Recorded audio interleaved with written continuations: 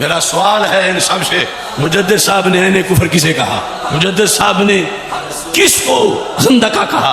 یہاں یہودی کی بات ہے، کرسچن کی بات ہے، ہندو کی بات ہے، سکھ کی بات ہے، طاہر القادری سے لے کر اس فتنے کی چھوٹی بلیوں تک میں بول کے کہہ رہا ہوں، اگر کسی میں سکت ہے اس کا جواب دیں، یہ مکتوب پڑھ کے سنا ہے۔ یا وہ جس طرف لگے ہوئے ہیں کیا وہاں بھی کوئی مجدد الفسانی ہے؟ ان کی فکر میں آگے وہ کس کے مقلد بنے ہوئے ہیں؟ انہیں کلینی یا خمینی تو مل سکتا ہے، مگر مجدد الفسانی یا اعلی حضرت وہاں نہیں ملیں گے، وہ ملیں گے تو یہاں ملیں گے۔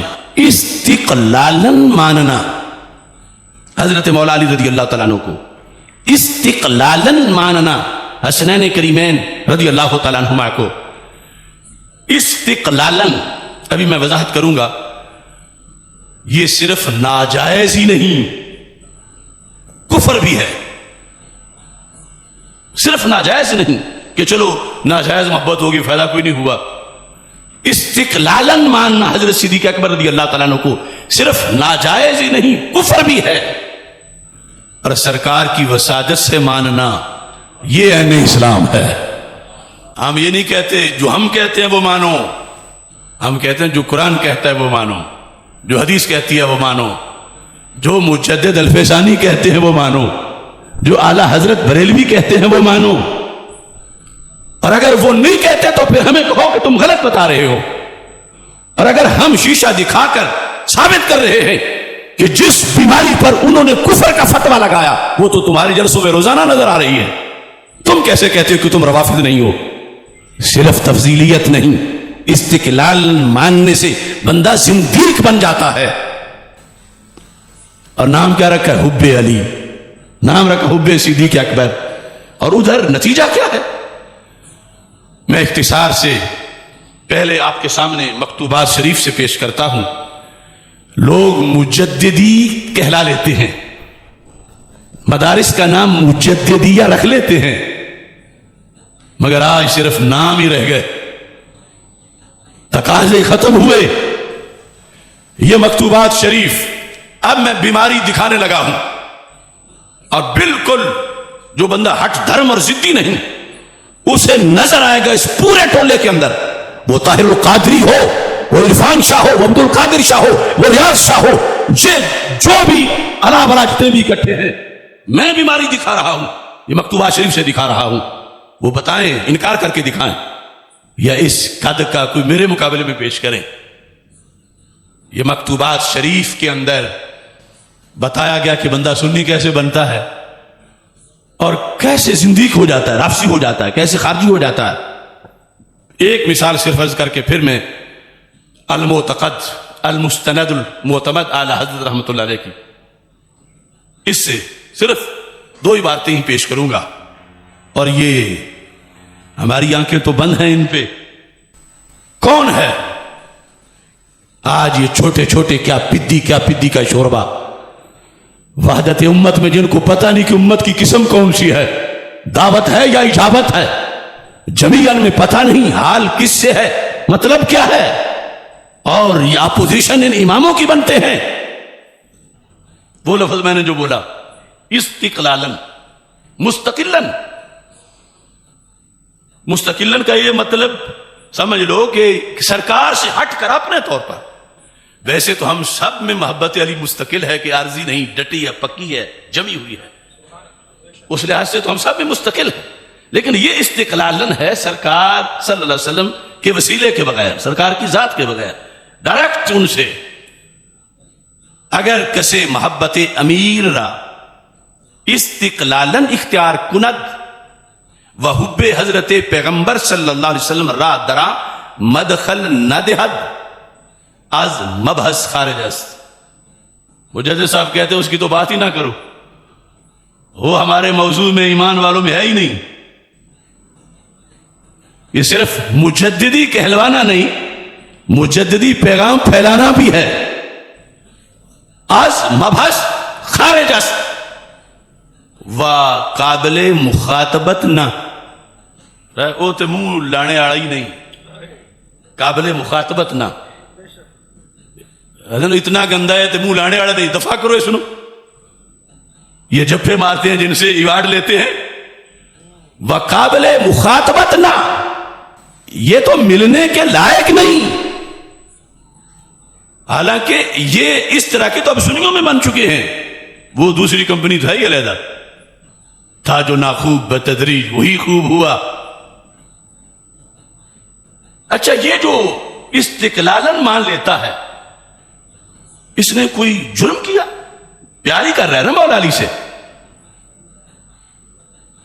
हम ये समझते हैं ना कि अली अली करने से जन्नती मिलनी है, लेकिन याद रखो मेरे आका सल्लल्लाहु अलैहि वसल्लम ने फरमाया कि हजरत मौला अली रदी अल्लाह ताला अन्हु फरमाते हैं, मुझे सरकार ने फरमाई नफी का मासलम बिन ईसा, अली तुम्हारे अंदर मुझे हजरत ईसा अलैहि सलाम की एक झलक, एक वसफ नजर आ रहा है। अहब्बतुन नसारा व अबगदतुल यहूद, उनके बारे में दो टोले जहन्नम में गए, यहूद बुग़्ज़ करके, नसारा प्यार करके, प्यार की वजह से। अहब्बतुन नसारा, तो प्यार वाले क्यों गए जहन्नम में? फरमाया उन्हें वो माना जो रब ने बनाया नहीं था। फरमाया अली तुम्हारी वजह से भी दो टोले जहन्नम में जाएंगे, एक तुम्हारे बुग़्ज़ में और दूसरा तुम्हारे गैर शरी प्यार में। यह हदीस क्यों नहीं बयान की जाती? बुग़्ज़ वाला तो बयान किया जाता है, अल्लाह सबको बुग़्ज़ अली के करोड़वें हिस्से से भी बचाए, वो नार है। लेकिन ये जो अली अली करने से नार है, जिस शर्त पर उन्हें वो हज़रत मौला अली रज़ी अल्लाह तआला अन्हु यहलिकु फ़ीहा इस्नान, मैं मानता हूं मेरे बारे में दो धड़े जाएंगे जहन्नम में, मुझे मेरे रसूल इस्लाम ने बता दिया। जो मैं नहीं हूं वो मुझे मानेंगे, मैं चौथा हूं वो मुझे पहला कहेंगे, वो मेरी वलायत को खिलाफत के माने में लेकर। अब जो जो उन्हें बताया जाता है जो नहीं, और फिर मोहब्बत के नाम पर कि हम उन्हें माने कि कौन हमें रोक सकता है, तो मौला अली कहते हैं फिर जहन्नम से भी कौन तुम्हें रोक सकता है? तो सिर्फ मानना नाजायज ही नहीं, इस पर क्या खुमियाजा भुगतना पड़ेगा जो इस्तिकलालन माने, मुस्तकिलन।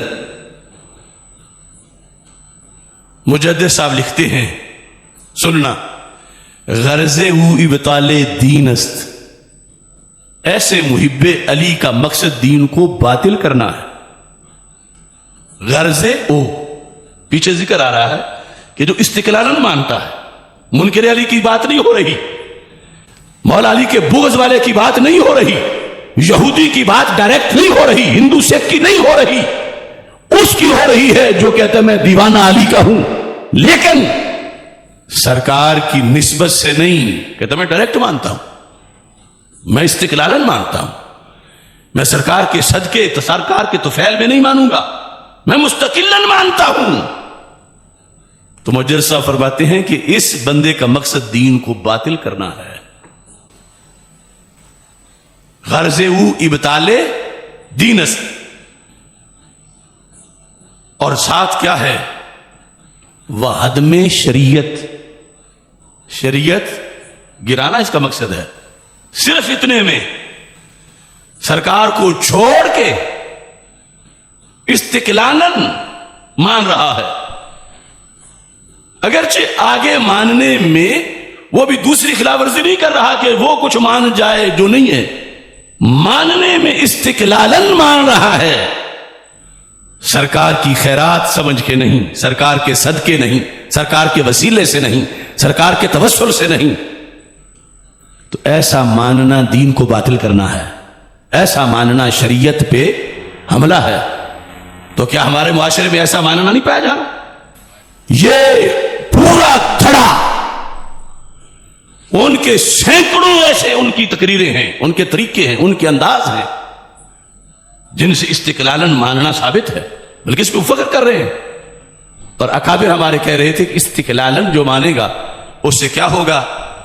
उससे इब्ताले दीन है, हदम शरीयत है, मीखा हद के बेतवस्सुत हजरत पैगंबर अलैहि व अला आलिहि सलातो वस्सलाम राह इख्तियार कुनद। ये बंदा चाहता है कि सरकार के वसीले के बगैर कोई रास्ता बना ले, वो अपनी लाइन सीधी कर ले सरकार के बगैर। چونکہ جو سرکار والی ہوگی اس میں تو صدیق بھی ہوں گے. یہ چاہتا ہے کہ میں اپنی علیحدہ بناؤں, علیحدہ لائن بنا لوں. وہ از محمد با علی گرایت وہ عین الکفر و محض الزندقہ. یہ ہے مکتوبات شریف. میرا سوال ہے ان سب سے, مجدد صاحب نے عین کفر کسے کہا؟ مجدد صاحب نے کس کو زندقہ کہا؟ یہاں یہودی کی بات ہے, کرسچن کی بات ہے, ہندو کی بات ہے, سکھ کی بات ہے.